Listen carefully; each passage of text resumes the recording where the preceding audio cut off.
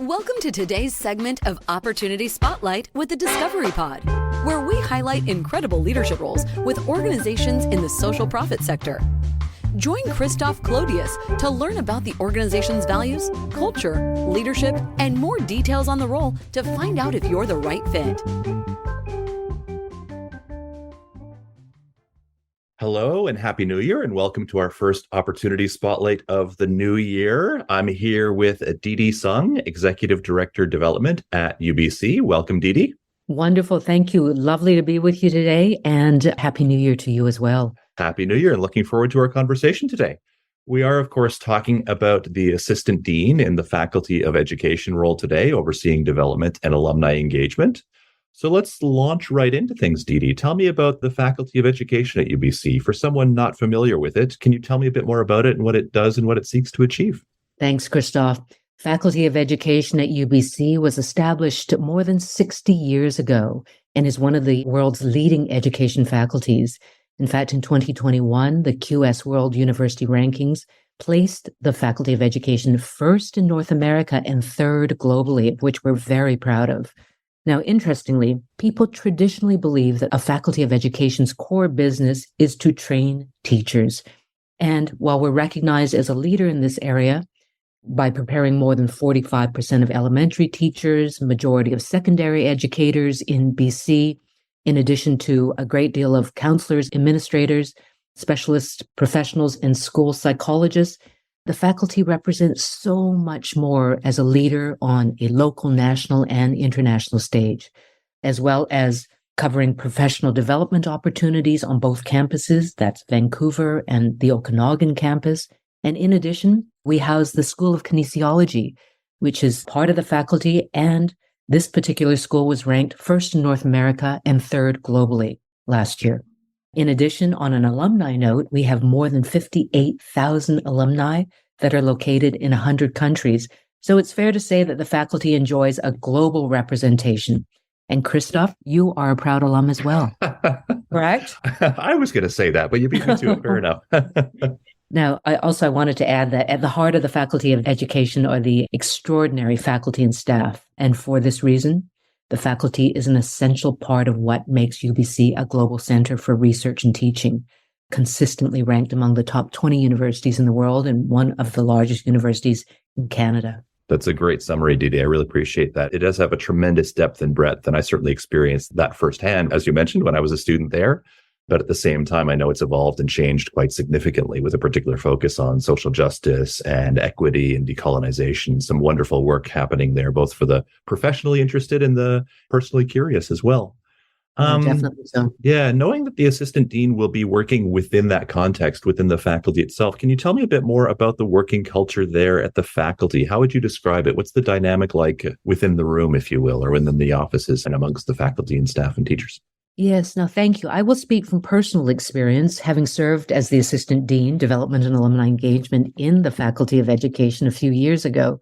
My experience of the culture, and it continues to be my experience having education in my portfolio, is that it is a culture that is welcoming, inclusive, collaborative, supportive, focused, passionate, as you had just mentioned, rooted in social justice, with faculty members doing transformative work in their teaching and research.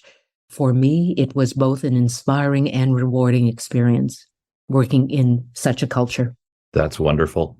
That sounds certainly very compelling. And I like what you've said there, certainly about the collaboration, the passion. I certainly experienced that firsthand. And I see that in my conversations with staff and faculty alike now.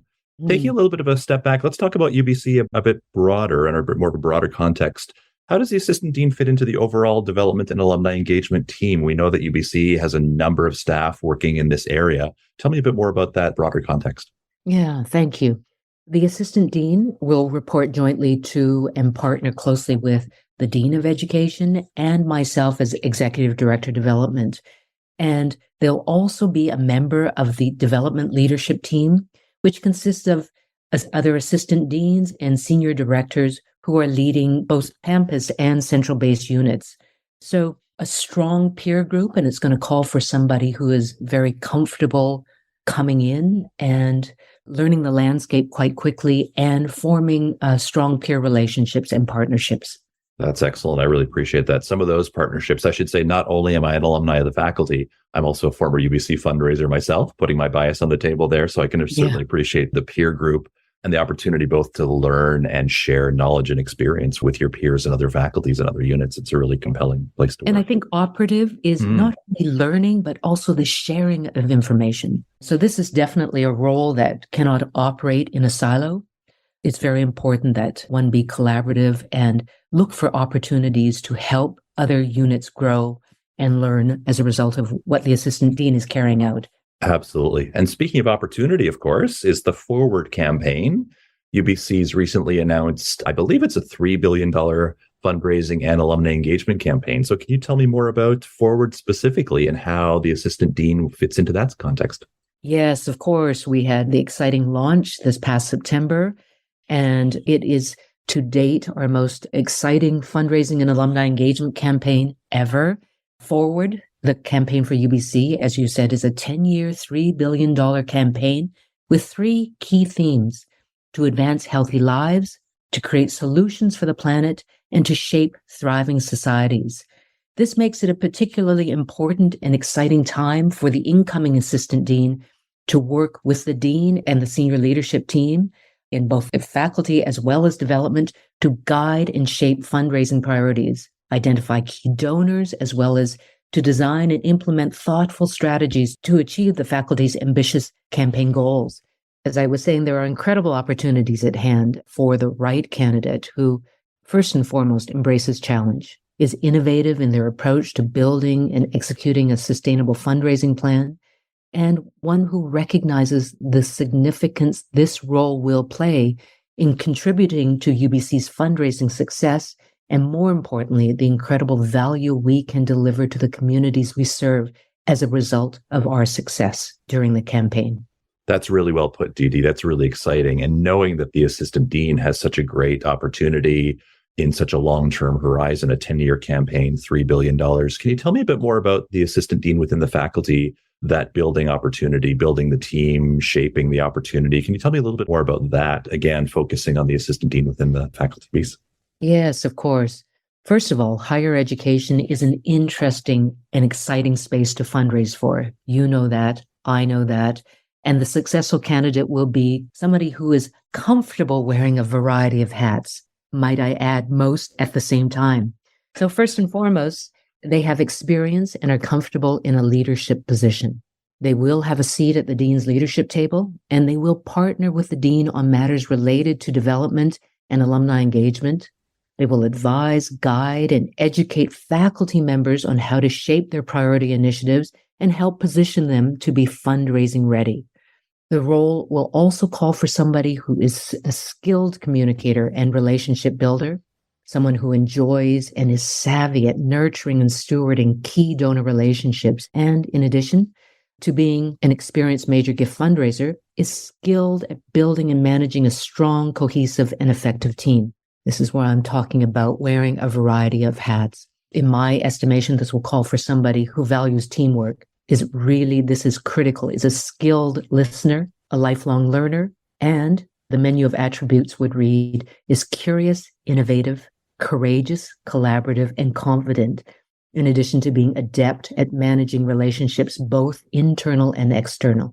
Lots to take in there. That's quite compelling. Like you said, a variety of hats, but not necessarily a big head. No big egos allowed here by any means. But coming back to that collaboration and that working together piece. And speaking of the team, for that matter, you mentioned earlier the joint report between you and the dean, or working with you and the dean, I should say. Tell me a bit more about your leadership style. Let's start with you. Tell me about how you will engage and work with this person to be successful. Yeah, thanks for that, Christoph.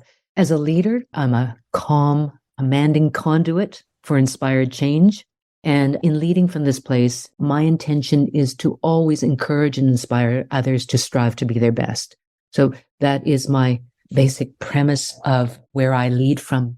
Now, as an executive coach and a senior leader, I place high value on empathic listening, having a growth mindset, and serving as a sounding board to help people work out their challenges in order to get from point A to point B.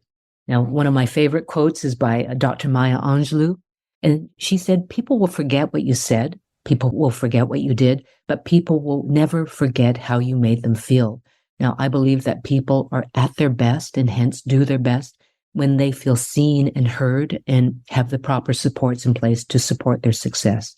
I've always worked best in this type of culture, and my focus as a leader is on fostering this type of culture with the teams in my portfolio. I really love that summary, and I've always loved that Angelou quote for sure. And I know anybody that looks into your background will find your career path and your ability to coach and support and lead, as you say, strive for others to do their best, is really a compelling one, an exciting opportunity. Thank you for that. You're welcome. And knowing that they're also working with the dean, I know there's an interim dean and board because there is going to be a dean transition at some point. But tell me about the dean pro tem right now, Jan Hare. How would you describe her style?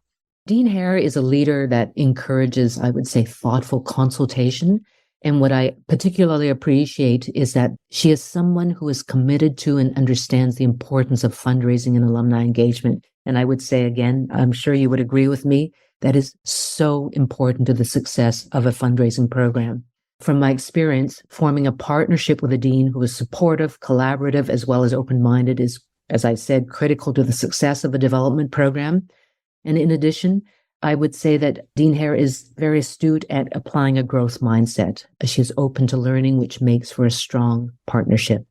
Interestingly, and I think grateful for, is that the dean's priority areas include Indigenous education, mental health literacy, sexuality and gender inclusive education, DEI, diversity, equity, inclusion, and decolonization, in addition to climate justice and supporting returning veterans. So wide array of priority areas and committed to advancing all of them. Yeah, very much so. I want to come back to a word you used earlier as well, transformative. There's really a transformative opportunity here for the assistant dean to really make substantive change and really transform education, transform learning, transform social justice for the better ultimately through this work.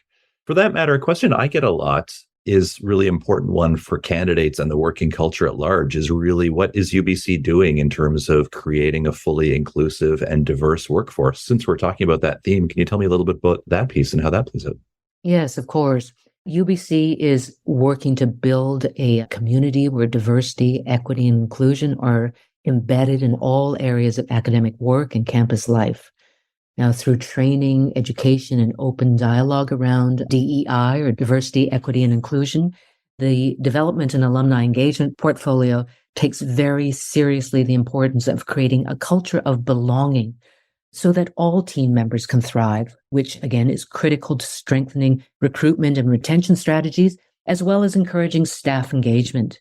I would call this a journey of learning and unlearning, and one which must be taken thoughtfully and respectfully. That's so well put. That's beautiful. I might use that. That's excellent. You do. That's learning and unlearning. Absolutely. Just in closing here, Dee Dee, what message do you have for potential candidates or curious people? We've touched on so many different areas here about UBC, the faculty itself, your leadership style. How do you want to close out with some key messages for people that might be curious about learning more? Yes. I would say for a seasoned, innovative senior fundraiser who is prepared for their next leadership role, this opportunity is particularly exciting and compelling time to work at UBC and be instrumental in driving sustainable change for the Faculty of Education's fundraising portfolio, and in turn, contributing to the success forward the campaign for UBC. Wonderful. So how can someone learn more? What's the best path forward for somebody that is interested or curious? Number one is to definitely contact you. That would be our number one avenue. Contact you by email, which I believe is listed, Christoph at thediscoverygroup.ca, or via LinkedIn or other channels. I'm not hard to find, I hope. Exactly. And for those of you listening, if any of what we've talked about during this time sparks an interest in you, do not hesitate. Reach out to Christoph. Go to our website. Read the brief, form your questions, and find out more if you are the slightest bit curious, because we encourage interest and curiosity for this particular position. And I also want to say, as a former assistant dean of DAE in education, I know firsthand the compelling opportunities that exist to make a significant difference in this important space, and work closely with donors to harness the power of philanthropy to change our world. And so I do welcome and encourage your expressions of interest. Absolutely. I can say personally, I mean, you talked about your personal background there. I can say that as an alumni and as a former UBC fundraiser, in my UBC experiences have really shaped me for the better. And it's a compelling and transformative place to work and be, and a really exciting and compelling opportunity. So hopefully we'll get lots of interest and we'll find someone wonderful to take on this opportunity. Well, thank you again for your time, Dee Dee. Really appreciate this. This has been really compelling and a really articulate and concise summary of what's compelling about the opportunity in the faculty. Yeah, wonderful. And many thanks to you as well. Not at all. And we'll talk soon. That was today's installment of Opportunity Spotlight. If you or someone you know fits the bill and would be interested in the position, let us know. We're all about connecting the right people to the right role in the right organization. Tune in next time for more job opportunities right here on Opportunity Spotlight with the Discovery Pod.